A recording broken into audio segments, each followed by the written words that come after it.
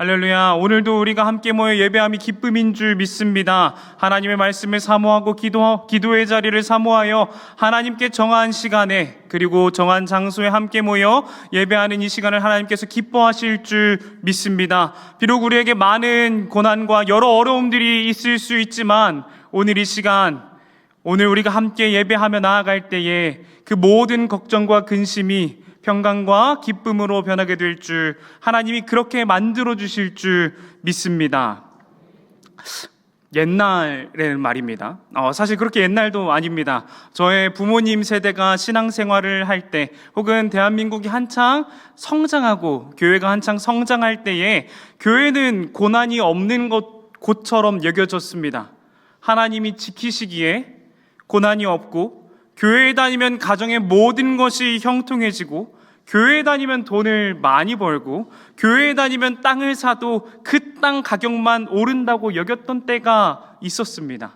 우리는 그 신앙을 흔히 기복주의 신앙이라고 말을 합니다. 그런 기복주의 신앙을 가지고 있을 때에 가장 큰 걸림돌은 오늘 함께 나눌 이 고난이라는 주제입니다. 하나님을 믿는 하나님의 자녀에게 고난이 무엇입니까? 그 인생에 어떻게 고난이 있을 수 있겠습니까? 당연히 그 고난이 오기 전에 하나님이 모든 것을 해결해 주실 것이라는 믿음이 있었던 시대가 있었던 것 같습니다. 그런데 실제로 우리의 삶을 감당하다 보면 어떻습니까? 고난은 우리 인생의 동반자입니다. 고난은 성도의 삶 여러 순간에 또 여러 곳에서 그리고 여러 사람들과 함께 겪는 것입니다. 우리 인생은 고난이 있습니다. 없을 수가 없습니다. 내가 할 수 없는 일, 내가 이룰 수 없을 것만 같은 어려움, 내가 손 쓸 수 없는 그런 상황이 우리에게 분명 주어집니다. 나타납니다. 그때에 우리는 어떻게 해야 할까요?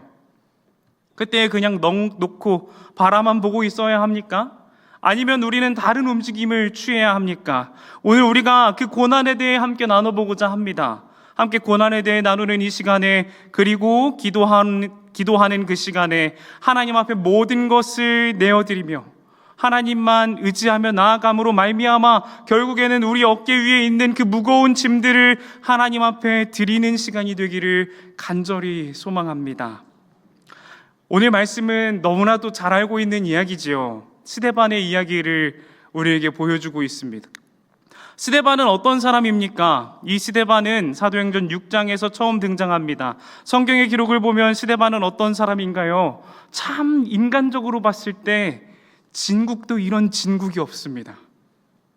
먼저 그가 성경에 처음 등장하게 된 계기를 보면은 그는 사도를 대신하여 행정적인 업무, 즉 성도를 구제하는 일에 앞장서기 위해 세워진 7 일꾼 중 한 사람이었습니다. 그 7 일꾼의 조건을 보면은 제가 이 스데반 이분을 진국이라고 표현한 이유를 알 수 있습니다. 그 조건을 보면은 성령과 지혜가 충만하여 칭찬받는 사람이다 라고 표현을 합니다. 이 얼마나 교회에서 받기에 가장 멋있는 칭호입니까? 심지어 이 7 일꾼을 세우는데 그 누구도 반대하지 않았다는 게 더 대단한 것 같습니다. 이 스데반은 결국 성령의 은혜가 충만하고 믿음이 충만하고 지혜가 충만하고 칭찬받기에 마땅한 사람이었다는 겁니다. 그 삶을 옆에서 지켜본다면 누구나 이 사람이 하나님과 동행하는 사람임을 깨달을 수 있는, 그리고 딱 보기만 해도 이 사람과 조금만 이야기를 나눠보기만 한다면은, 이 사람의 행동을 조금이라도 옆에서 지켜본다면은, 이 사람이 성령을 따라 행동하는구나, 이 사람이 하나님의 사람이구나 라는 것을 깨달을 수 있는 그런 경건하고 하나님 앞에 바로 선 사람이었다는 것이죠. 우리 수원화산교회 모든 성도님들이 이런 칭찬받는 하나님의 제자, 하나님의 백성 되기를 간절히 소망하고 또 소망합니다. 그렇다면 이 스데반을 바라볼 때에 사람의 생각으로 하나님이 이 스데반을 어떻게 쓰는 게 맞습니까? 복 주시고 또 복 주시는 게 맞잖아요. 그렇지 않습니까? 이 사람이 구제하는 일에 힘써야 하니까 그만큼 재력도 허락하시고, 이 사람이 예수 그리스도의 몸된 교회의 지체들을 섬겨야 하니까 모든 사람이 하나님을 섬기는 사람은 이렇게 된다라는 것을 깨달을 수 있도록 그 인생이 형통하고 무언가 손을 딱 댄다면 모두 다 형통하게 풀리는 그런 모습을 보여줘야 되지 않겠습니까? 우리의 기대는 그렇지 않습니까? 그런데 성경을 보면은 전혀 그렇지 않습니다. 성경을 보면은 전혀 그렇지 않아요. 오늘 스데반은 복음을 선포하다가 누명을 쓰고 잡히게 됩니다. 사도행전 6장 11절 말씀을 한 목소리로 읽어보겠습니다. 사도행전 6장 11절 말씀입니다. 제가 읽겠습니다. 사람들을 매수하여 말하게 하되 이 사람이 모세와 하나님을 모독하는 말을 하는 것을 우리가 들었노라 하게 하고. 아멘. 복을 받아 마땅할 것 같은 이 스데반이 막 부자가 되고 모든 것이 형통할 것을 기대하게 하는 이 스데반이 모함을 당하고 결국에는 오늘의 본문까지 이어지게 되는 것입니다. 사랑하는 수원화산교회 성도 여러분, 앞에서도 말했듯 성도에게 고난은 동반자입니다. 성도는 항상 고난과 함께합니다. 복음을 전하며 그리고 하나님 앞에 나의 욕심을 제거하고 잘라내며 온전히 서려고 노력할 때에 우리는 어려움을 만나게 됩니다. 세상 사람들은 다 통과하는 그 작은 문제도 하나님 앞에 바로 서려고 한다면은 우리에겐 큰 걸림돌로 다가오게 됩니다. 큰 어려움으로 다가오게 됩니다. 성경은 정말 많은 부분에서 성도의 고난에 대해서 언급합니다. 특별히 로마서 8장에서는 이렇게 기록합니다. 8장 17절을 제가 읽어드리겠습니다. 자녀이면 또한 상속자 곧 하나님의 상속자요 그리스도와 함께한 상속자니 우리가 그와 함께 영광을 받기 위하여 고난도 함께 받아야 할 것이니라. 아멘. 하나님의 상속자, 하나님의 자녀인 성도는 고난을 받는다. 이해하기 쉽지 않은 부분이죠. 그런데 그 문제를 이해하기보다 우리는 더욱 현실적인 문제 앞에 고민에 빠지게 됩니다. 성도가 고난을 당한다면 우리는 그 고난 앞에 어떻게 행해야 할까요?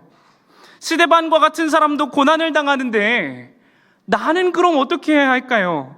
스데반과 같은 사람도 그렇게 극심한 고난 가운데 살아가는데 이 감당할 수 없는 어려움 앞에서 성도인 나는 어떻게 살아가야 할까요? 이 큰 문제 앞에서 내가 몸부림치고 내가 고통 가운데 끝없이 고민해도 답이 보이지 않는 이 문제 앞에 성도인 우리는 무엇을 해야 할까요? 오늘 본문에 나타나는 스데반의 행동을 통해서 우리가 고난 앞에서 어떻게 나아가야 하는지 깨닫는 시간이 되기를 간절히 소망합니다. 오늘 스데반의 고난은 어디에서부터 옵니까? 우리가 54절을 다시 한번 읽기를 원합니다. 함께 사도행전 7장 54절 말씀을 다시 한번 읽어보겠습니다. 함께 읽겠습니다. 그들이 이 말을 듣고 마음에 찔려 그를 향하여 이를 갈거늘. 아멘. 하나님의 말씀을 선포할 때에 그 죄인들을 향해 그게 잘못됐다, 그것이 죄라고 선포할 때에 그 말을 들은 그 청중들로부터 오게 됩니다. 맞는 말을 했고 옳은 말을 했습니다. 당연히 회개라는 반응이 나타나야 합니다. 그런데 이들은 마음이 찔리기만 하고 회개하지 않습니다. 그저 분노합니다. 분노라는 표현으로도 부족할 것 같습니다. 격분합니다. 격분하였고 스데반을 둘러싸고 있는 그 무리는 스데반을 성 밖으로 끌어내서 유대교의 전통적인 방식으로 그를 죽이게 됩니다. 그런데 우리는 여기서 고민해 봐야 합니다. 이 무리가 누구일까요? 이 무리가 누구일까요? 이들이 누구인지 알기 위해서는 오늘 사건이 일어난 장소에 대한 이해가 필요합니다. 사도행전에서 교회는 아직까지는 예루살렘을 중심으로 모여 있었습니다. 6장과 7장에서 계속해서 공회라는 단어와 대제사장이라는 단어가 등장하는 것으로 봐서는 스데반이 있었던 지역은 예루살렘이었던 것 같습니다. 스데반을 끌어다 죽인 사람들은 그러면 누굽니까? 예루살렘에 살고 있던 사람들이에요. 갑자기 저 멀리 애굽에서 저 멀리 메소포타미아에서 스데반을 미워하는 사람들이 찾아와서 스데반을 죽인 것이 아니라 평소에 스데반과 함께한 도시에서 지냈던 그 사람들이 스데반을 끌어내어서 죽인 겁니다. 다시 말하면 오늘 스데반을 죽음에 이르게 한 그 사람들은 스데반의 이웃입니다. 어쩌면 그 중에 스데반과 함께 식사를 나눴던 적이 있는 사람이 있을 수도 있습니다. 어쩌면 그 무리 가운데 스데반과 함께 이야기를 나눴던 적이 있는 사람이 있었을지도 모릅니다. 스데반의 고난은 스데반의 이웃들로 말미암아 진행되었다는 것입니다. 그렇죠. 우리의 삶을 돌아보면 그렇습니다. 우리의 고난은 어디에서부터 옵니까?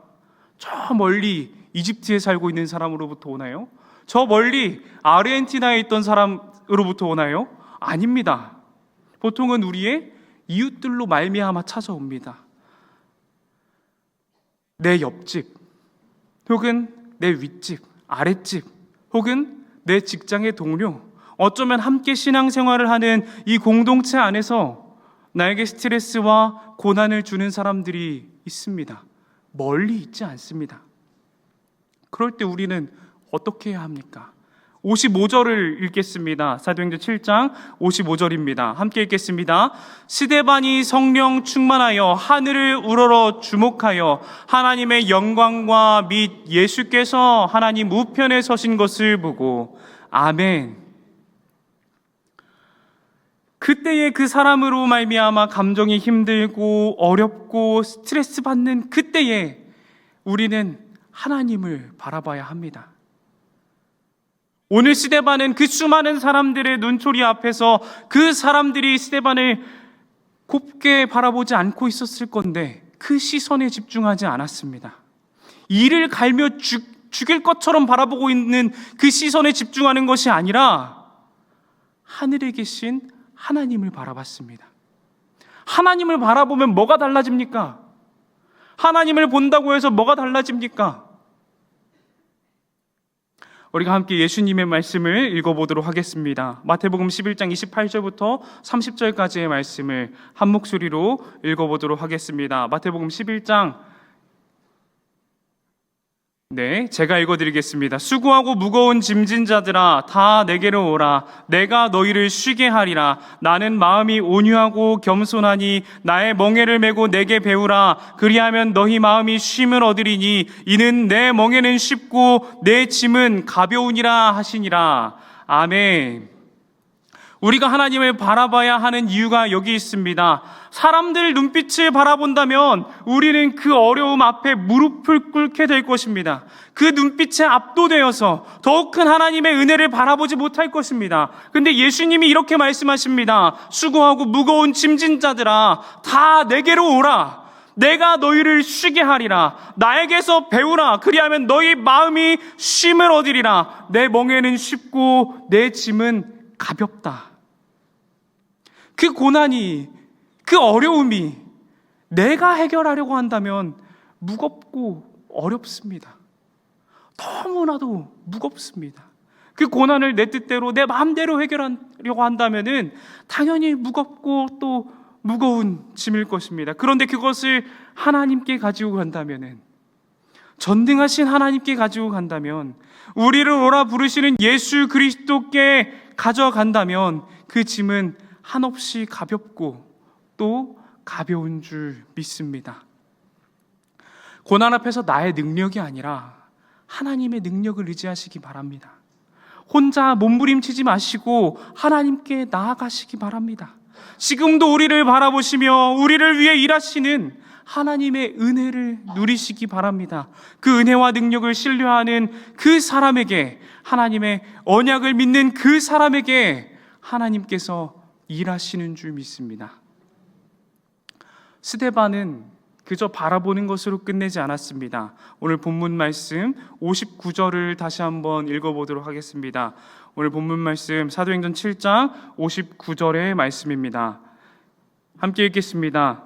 그들이 돌로 스데반을 치니 스데반이 부르짖어 이르되 주 예수여 내 영혼을 받으시옵소서 하고 아멘. 상황은 점점 더 악화됩니다.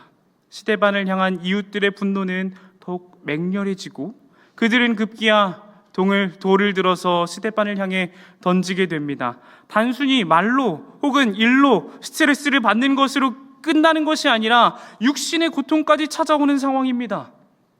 그 고통 가운데 스데반은 이렇게 합니다. 큰 소리로 하나님께 부르짖습니다. 호소합니다. 스데반은 하나님 앞에 호소합니다. 무엇을 호소합니까? 저 나쁜 사람들, 하나님 지옥으로 떨어뜨려 주세요. 나를 향해 돌을 던지는 저 사람들이 지옥 가운데 있기를 원합니다. 하나님, 저 사람 얼굴 봤죠? 저 사람 이름 아시죠? 라고 외치지 않습니다. 스데반은 하나님께 이렇게 호소합니다. 주 예수여, 내 영혼을 받으시옵소서. 어쩌면 스데반은 자신이 어떤 최후를 당할지 알고 있었던 것 같습니다. 그런 모습이 우리의 눈앞에 보여집니다. 이 모든 것이 하나님의 뜻이고 하나님의 계획 속에 이루어지고 있는 것임을 알고 있었던 것 같습니다. 그는 성경으로 충만한 사람이었기에 충분히 그랬을지도 모릅니다. 그렇게 내가 고난받고 내가 고통받는 가운데 하나님의 뜻이기에, 하나님이 원하시는 일이기에 그 결과가 어떻게 될지, 이 죽음이 의미가 있을지 없을지 알 수 없지만 순종하는 모습이 우리에게 누군가 한 사람이 떠오르게 합니다. 바로 예수 그리스도의 모습입니다. 예수님도 그렇게 나아가셨습니다. 세상 짐을 지고 골고다를 오르셨고 십자가를 지고 채찍을 맞고 여러 고난과 수치를 당하셨습니다. 그 고난과 수치의 이유는 이 세상의 모든 죄를 해결하기 위함이었고, 오늘 스데반의 고난은 복음을 전했다는 이유로 그런 고난을 받았습니다. 성경은 하나님의 말씀을 전함으로 고난당하는 사람들을 많이 그립니다. 대표적으로 우리가 눈물의 선지자라고 불리는 예레미야가 있을 것입니다. 그리고 오늘 스데반이 있습니다. 이들의 공통점이 무엇입니까? 그 사람들을 향해서 그들의 죄와 하나님께 대한 불순종을 회개하라고 말했던 사람들입니다. 회개로 이끌기 위해 노력했던 사람들입니다. 돌아오라고 소리쳤던 사람들입니다. 하나님을 바라보라고 선포했던 사람들입니다. 그리고 그 복음을 전함으로 말미암아, 회개의 말씀을 전함으로 말미암아 그들은 큰 고난을 당했습니다. 예전에 제가 대학교를 다닐 때에 이제 군대를 전역하고 사역을 잠깐 멈추고 청년으로서 교회를 섬기던 때가 있었습니다. 그때 저는 참 마음이 작고 교만했던 사람이었습니다. 그때 제 한 주는 그랬습니다. 월요일부터 금요일까지 학교에서 공부를 하고 강의를 듣고 과제를 하고 동아리 활동도 하며 바쁘게 지내다가 바쁘게 보내다가 토요일이 되면은 아침 일찍 교회로 나섰습니다. 아침 일찍 교회로 가서 청년 리더로서 모임도 하고, 초등부 교사로서 전도사님과 함께 사역도 하고, 청년부 목사님과 함께 양육도 받고 교육도 받기도 했습니다.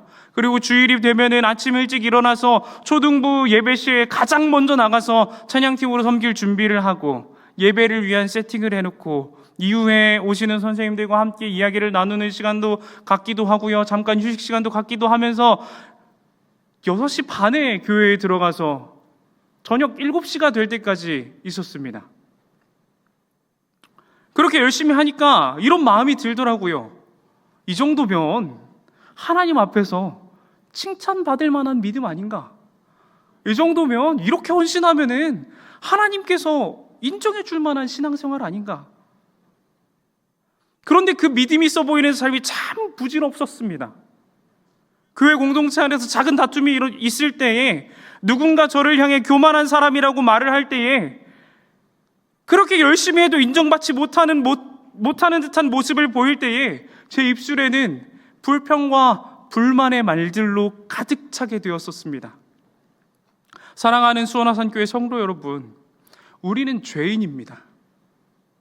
그 무엇도 자랑할 것이 없는 죄인들입니다. 그렇기에 우리가 고난을 당할 때에, 내 인생의 어려움이 드리울 때에, 내 인생의 먹구름이 찾아올 때에 그것에 대해서 불평과 불만을 참 많이 쏟아놓습니다. 하나님, 나한테 어떻게 그러실 수가 있어요? 하나님 나를 사랑하신다더니만 어떻게 나한테 이런 어려움을 주실 수 있습니까? 내가 하나님을 어떻게 섬겼는데 하나님은 나에게 어떻게 이런 시련을 주실 수가 있습니까?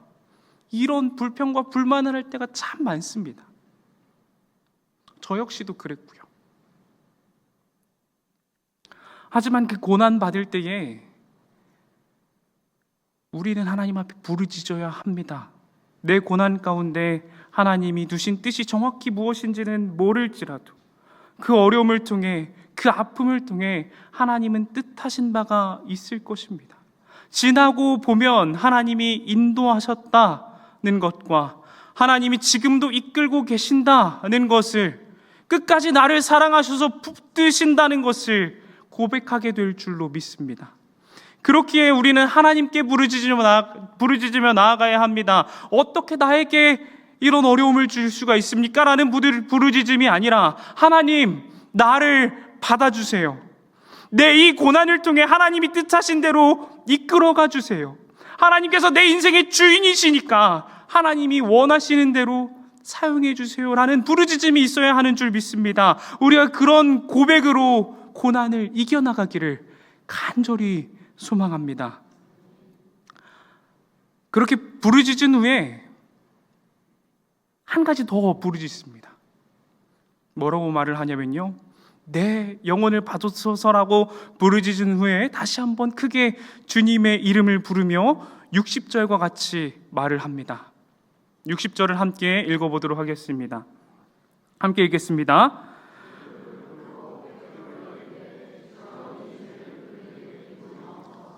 이 말을 하고 자니라. 아멘. 사실 앞에서 부르짖는 것 역시 기도하는 것입니다. 그런데 스데반의 모습 속에서 또 하나의 모습을 우리는 발견할 수 있습니다. 아주 독특한 모습입니다. 바로 자신을 죽이는 자들을 위한 기도입니다. 이 모습 역시도 예수님과 닮아 있습니다. 예수님도 십자가에 달리셔서 죽어가는 과정 속에서, 돌아가시는 그 과정 속에서 이렇게 고백하지 않으셨습니까? 누가복음 23장 34절의 상반절을 제가 읽어드리겠습니다. 이에 예수께서 이르시되 아버지 저들을 사하여 주옵소서. 자기들이 하는 것을 알지 못함이니이다. 아멘. 자신에게 고난을 주는 사람을 향한 기도입니다.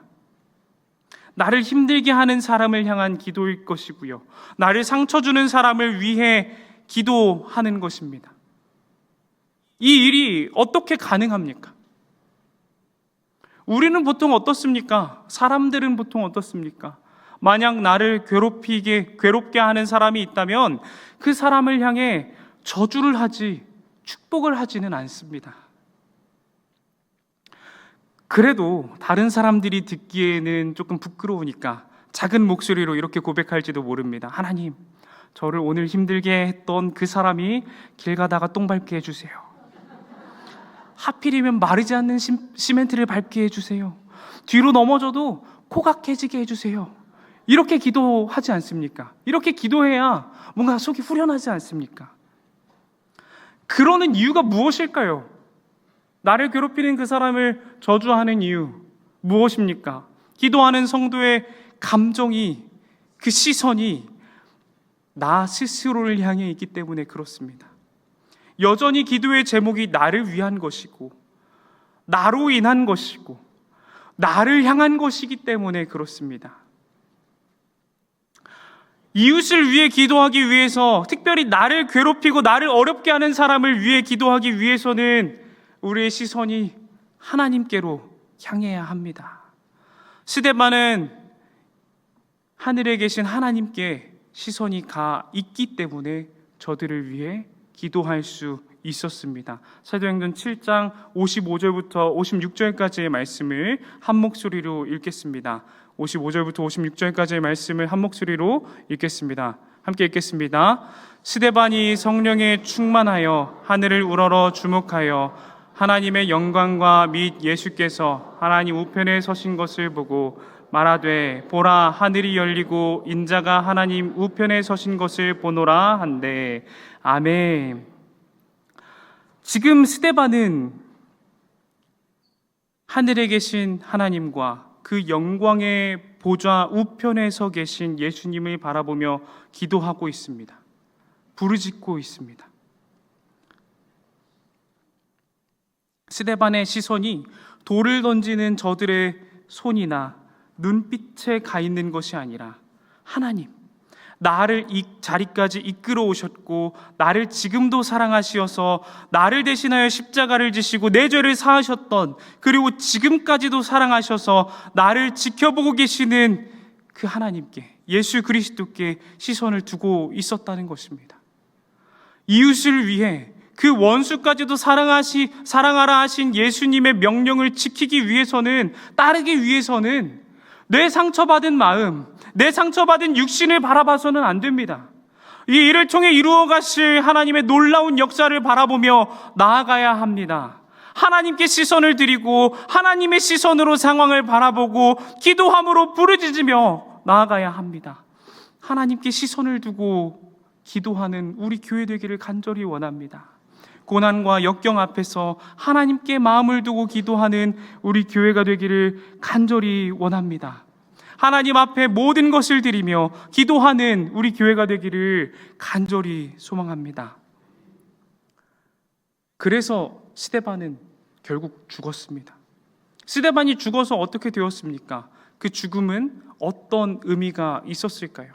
하나님은 그 고난을 주심으로 어떤 일들을 이루어 가시고 계신 것일까요? 그 내용은 8장에서 등장합니다. 8장 1절 말씀을 제가 읽어드리겠습니다. 사울은 그가 죽임당함을 마땅히 여기더라. 그날에 예루살렘에 있는 교회에 큰 박해가 있어 사도 외에는 다 유대와 사마리아 모든 땅으로 흩어지니라. 아멘. 스데반의 죽음은 사울의 등장을 불러옵니다. 그리고 예루살렘 교회가 붕괴되는 듯하게 흩어짐으로 그 당시 전 세계의 전부라고 여겨졌던 로마 전역으로 흩어지게 됩니다. 그리고 그곳에서 성도들은 흩어져서 복음을 전하는 역사가 일어나게 됩니다. 참 재미있지 않습니까? 스데반은 이런 일들을 보지 못하고 죽었습니다. 하나님은 하지만 그 죽음을 통해, 스데반이라는 인물의 고난을 통해 교회의 큰 역사를 이뤄나가고 계십니다. 사랑하는 수원한산교회 성도 여러분, 우리의 고난은 어떻습니까? 여러분의 개인의 고난은 어떻습니까? 여러분은 여러분이 그 자리에 있는 이유를 아십니까? 아마 모를 겁니다. 그저 추측할 뿐이죠. 하지만 우리가 오늘 스데반의 이야기를 통해 함께 나눈 세 가지를 꼭 기억하시기 바랍니다. 첫 번째로, 성도는 고난 앞에서 하나님을 바라봐야 합니다. 나를 본다면 왜 내가 이 고통을 겪어야 하는지 불평과 불만이 쏟아지게 됩니다. 두 번째로, 성도는 고난 앞에서 부르짖어야 합니다. 그 원수들의 징벌을, 그 죄인들의 심판을 부르짖는 것이 아니라 내 마음이 고난 앞에서도 하나님께 드려지기를, 내 연약한 마음이 흔들리지 않기를 부르짖어야 합니다. 그리고 마지막으로, 성도는 고난 앞에서 기도해야 합니다. 나에게 고난을 주는 그 사람을 위하여, 나에게 이 힘겨운 상황을 준 그 영혼을 위하여 기도해야 합니다. 그렇게 고난 앞에서 하나님을 바라보며 마음을 지키고 원수를 향해 기도할 때에 하나님은 그 사람의 고난을 통해 놀라운 역사를 이뤄나가시는 줄 믿습니다. 그리고 언젠가 그 고난이 하나님이 나를 성장시키기 위해 주신 것이었다 고백하게 되는 우리 수원화산교회 모든 성도님들이 되시기를 간절히 소망합니다. 그렇게 고백하게 되는 귀한 역사를 보게 될 줄 믿습니다.